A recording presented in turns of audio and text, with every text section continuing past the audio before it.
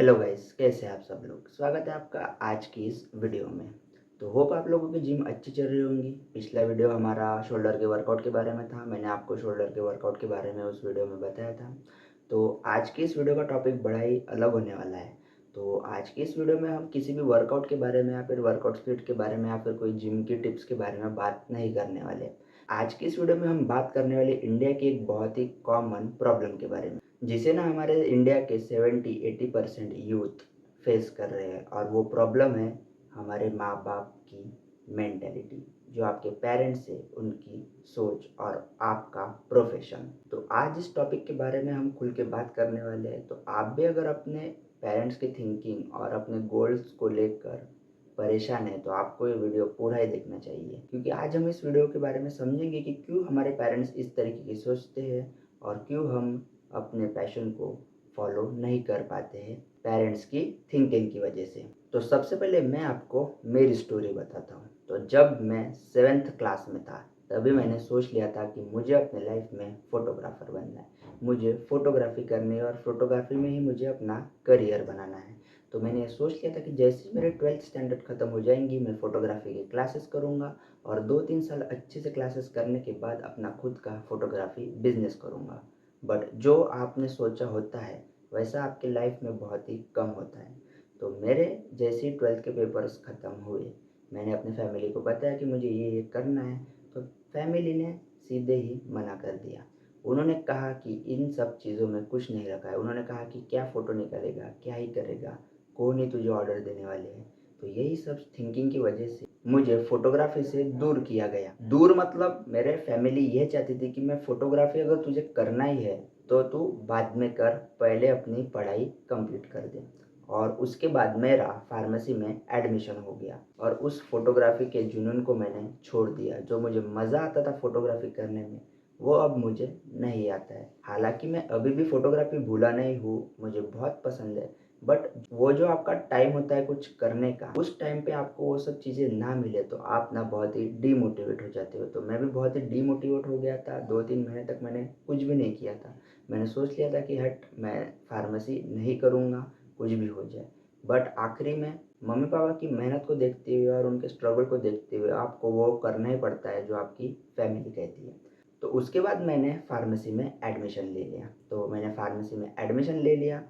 तो उसके बाद मेरा अभी जो है मन पूरा का पूरा बॉडी बिल्डिंग में ही चला गया है। बॉडी बिल्डिंग और फिटनेस इन्फ्लुएंसर अब मेरी लाइफ का यही गोल है। तो इस कहानी से मैं आपको यही बताना चाहता हूँ कि आपको आपकी फैमिली, बहुत ही कम ऐसे पेरेंट्स होंगे जो आपके पैशन के लिए आपको सपोर्ट करेंगे।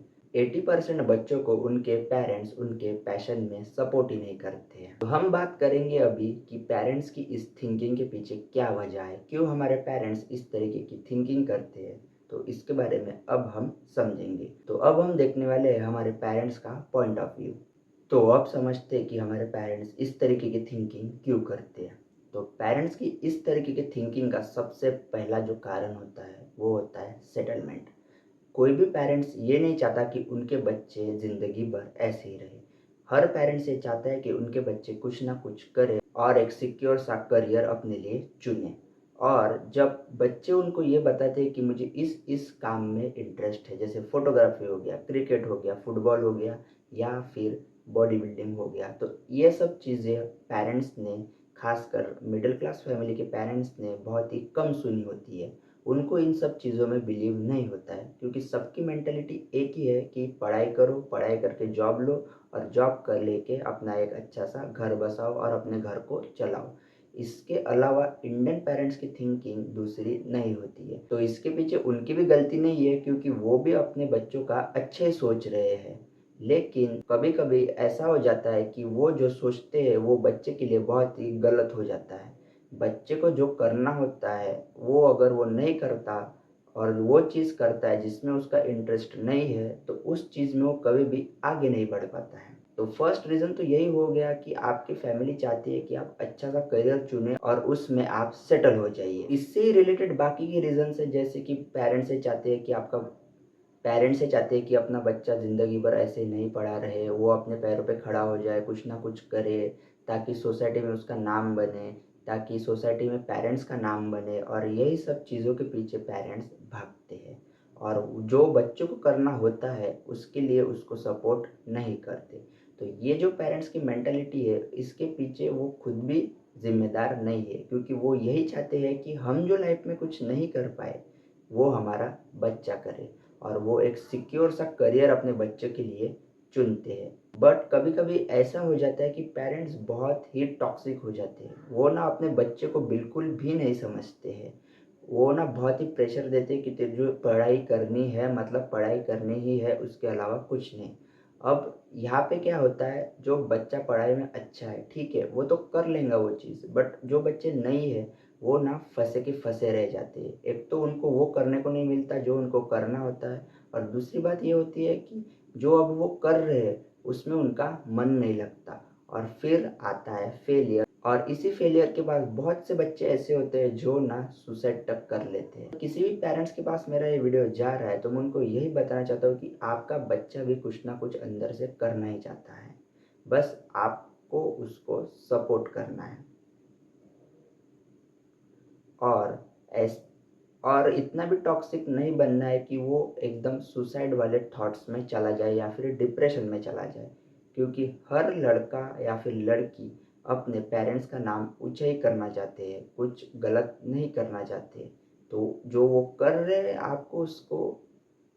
आपको वो करने में उनको सपोर्ट देना चाहिए।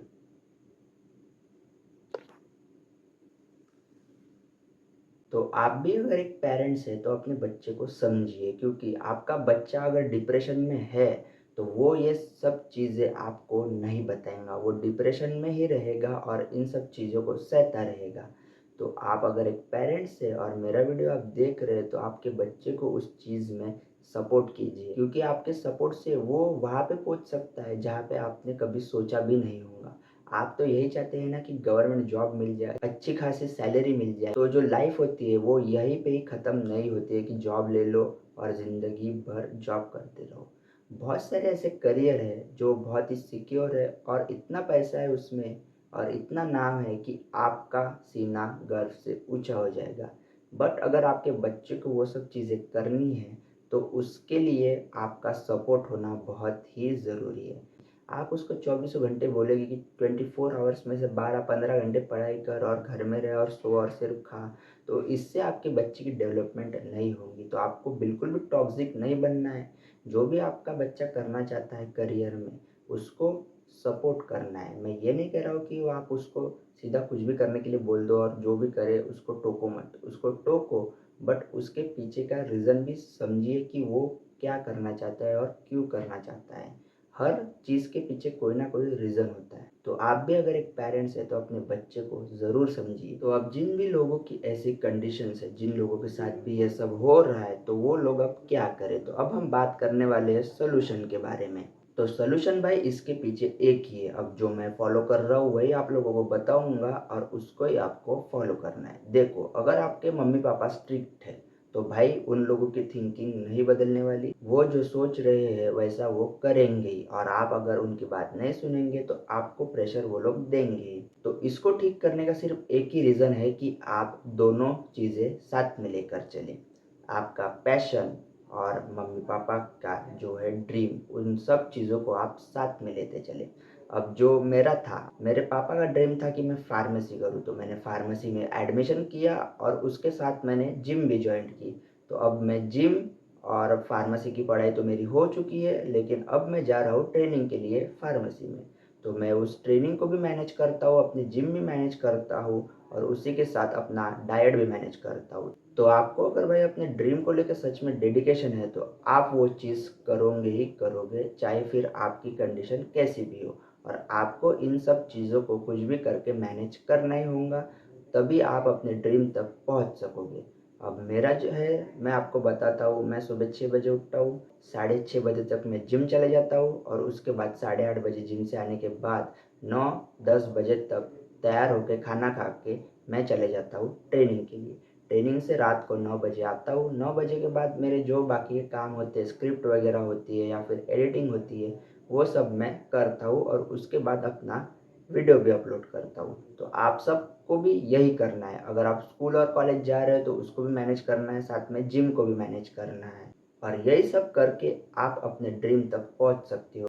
तो भाई सबके घर की कंडीशंस अलग-अलग होती है। कोई मम्मी-पापा इतने स्टेबल होते हैं कि वो अपने बच्चे को किसी भी चीज़ में सपोर्ट करते हैं, लेकिन जो आप जैसे और मेरे जैसे मिडिल क्लास लोग हैं, उनके मम्मी-पापा उनको ऐसे सब चीज़ों में सपोर्ट नहीं करते। तो आपको खुद ही उन सब चीज़ों को मैनेज करना है और अपने ड्रीम के पीछे भागना है, क्योंकि इसके अलावा आपके लिए कोई भी दूसरा रास्ता नहीं है। या तो फिर आप वही करें जो आपके मम्मी-पापा चाहते हैं, या तो फिर मम्मी-पापा से अड़ जाए और आपको जो करना है वो करें। लेकिन आप अगर ऐसा करते हैं तो आपके रिलेशंस जो है मम्मी-पापा के साथ वो खराब हो जाएँगे। मम्मी-पापा तो यही बोलेंगे कि मेरा बच्चा मेरी बात ही नहीं सुन रहा है।